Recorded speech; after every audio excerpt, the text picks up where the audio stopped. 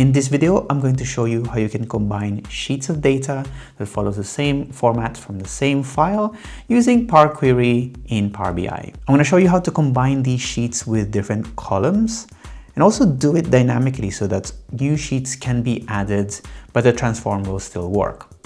All of that and more, so without further ado, let's jump in. Combining files that follow the same structure is probably one of the most common features that I use in Power Query. It allows me to consolidate multiple files of data into one query, drastically simplifying the semantic model once I start reporting on it. The typical scenario that I get is usually something like this. I have monthly sales data in multiple files, one for each month. And if you just pull this individual monthly files into Power BI, it will be a challenging task to do time intelligence calculations without actually combining them into one. Power Query, whether in Power BI Desktop or in Excel, allows you to do transformation that allows you to basically combine these into one query. And they make this process simple and pretty much automated. Let me show you. So from Power BI Desktop, we'll hit Get Data and More. And then from here, we'll select Folder. We hit connect. Here's the file path for the folder with all of the files that I've just shown you. I'll hit OK here. And from here, you can simply do combine and transform or combine and load, which will essentially do exactly what you imagine. I'm just gonna select the first sheet here as the sample file. And once we hit OK, it will open up the Power Query editor here, which will essentially have combined all of those multiple files into this one query, monthly sales. It's created a bunch of other kind of helper files here that does all of the iteration to get to this monthly sales. But using this as it is, you didn't really need to worry about all that detail. You simply just selected combine, and as long as all of your files follow the same structure, your output file here should be exactly as you expected. And by the way, if you missed that prompt to combine your files at the beginning, you can still trigger it from here. Like for example, if we go back to source here, you can actually just press this button, combine files, which will do exactly the same thing. It will create all these helper files, let you select the sample file to do the transformation, and it will generate all of these steps and the helper files for you. However, with one of my recent clients, I actually encountered something a little bit different. So this is the file that they have. They have one file called sales. And in this file, there are multiple sheets of data. Each sheet is for a company itself.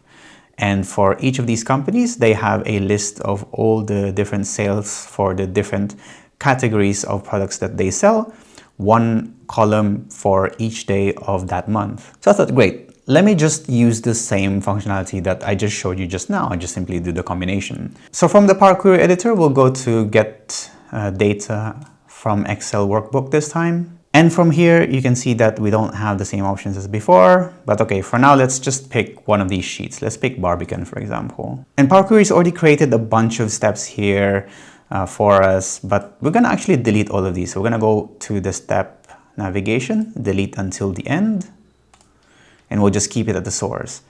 And normally, like before, from where the data table is, you simply have this option to combine.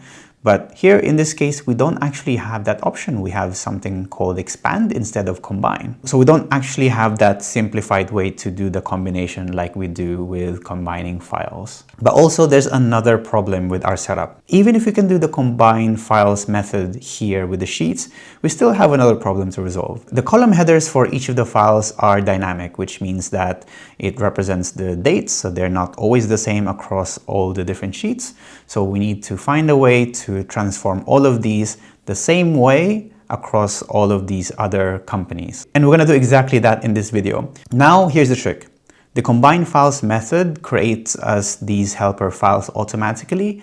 Now I'm going to show you how you can create all of these manually so that you understand what each of these helper files do and that we can apply these for all of these sheets. So to keep things simple, I've deleted everything now in our kind of Power Query except that one sheet that we brought in from the sales, which is the Barbican sheet, and basically all of the steps deleted except the source. This just gives us the list of the sheets that exist in that file. And each of these tables, if you select them, just gives you the tabled information for each of these sheets. What we're going to do first of all is just rename this to source sheets. From here, we're going to create a parameter. So under manage parameters, new parameter, we're going to call this one param sales. And in the current value, we're just going to add one there. And I want that one there just because we want to use it as a reference. So from here, we're going to select advanced editor.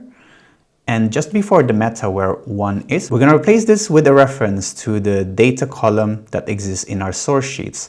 So we're simply going to go to source sheets, which is the name that we've given it. And then we're going to reference it with the box brackets, the data column. And then we're going to simply reference the first item in that array, which is just going to be the same sheet. If we hit done here, now this parameter references the data in the source sheet, which if you pull this into a new query, will just show you the first item in that array, which in this case, in our source sheet will be the Barbican, because this is in the index 0. So the first data column or the column row. So we can actually preview that by just going to new source, blank query. And in here, we're just going to simply reference param sales. And if we select that, you'll see that it simply brings in the data from our Barbican table. Power Query has already created some steps for us here, so we're just going to delete both of these. And you can see that we have the Barbican sales data, which is one of the headers here to show us basically from which sheet this is coming from. We're going to rename this to transform sales. And we're going to disable this load because it's just one of the helper files. We don't actually want to reference this outside, like when we load this. So we're going to disable that. And actually, let's also disable this source sheets. I believe we don't need to use that. We're going to come back to these later. So now we need to create the function to call this transform sales. So we're going to right click this and create a function. We're going to call this function fx combine sales, and we're going to hit OK.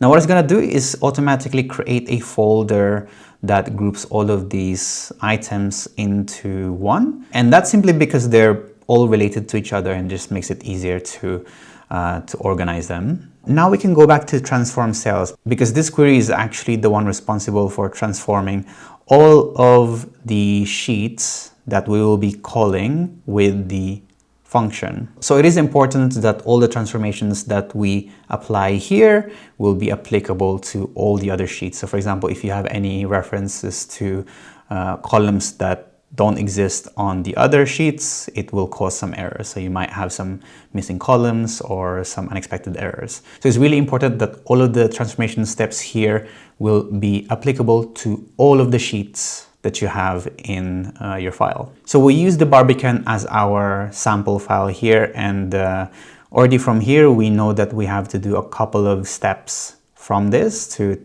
clean this up. And what we need to do first of all is just remove these first few rows. So the first two rows, we're going to do remove top two rows. And then we're also going to promote the first row as headers. Power Query created us the change step here, which references the column names themselves here, which we know will be different for each of the sheets, and we actually don't want any steps that reference any fields, because these transform again will be used across all the sheets. So we don't want to use that. We actually want to delete that. And from here we want to unpivot from the category. So from the category header, we'll just right click and click unpivot other columns, and there you go. So it unpivots all of those different categories for the different dates and the values within them. And we did all of these transformations without referencing any specific columns that will kind of not exist on the other sheets. So if you look at all of these steps, any of these steps don't really reference anything apart from obviously the unpivot other columns, which it does just create this attribute and value, which should work across all of them. And that's most of the legwork done. So now all we need to do is simply just put the source sheets in here just for simplicity's sake. We can right click on this and reference to create our combined file. So we're just gonna minimize that. We're gonna call this one sales. And now we're back to the beginning. So now we just have the list of all the sheets from our file. And from here, all we need to do is simply invoke a function, invoke custom function. We're going to select our combined files function and reference the data column. We're just gonna call this one sales. Hit OK.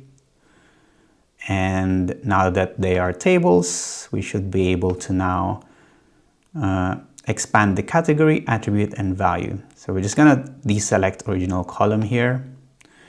And there you go. So if we just select the fields that we want, so the name, category, attribute, and value, right click, remove other columns. There you go. So we have the dates and the amount here. You now have all of those multiple sheets combined into one using Power Query. And that's really it for this video. I hope you found this video useful and not too long, hopefully. In a way, it is helpful to know what these do because it means that now you have the flexibility to modify these transform files so that you can have some custom transformations before all of these files get combined into one.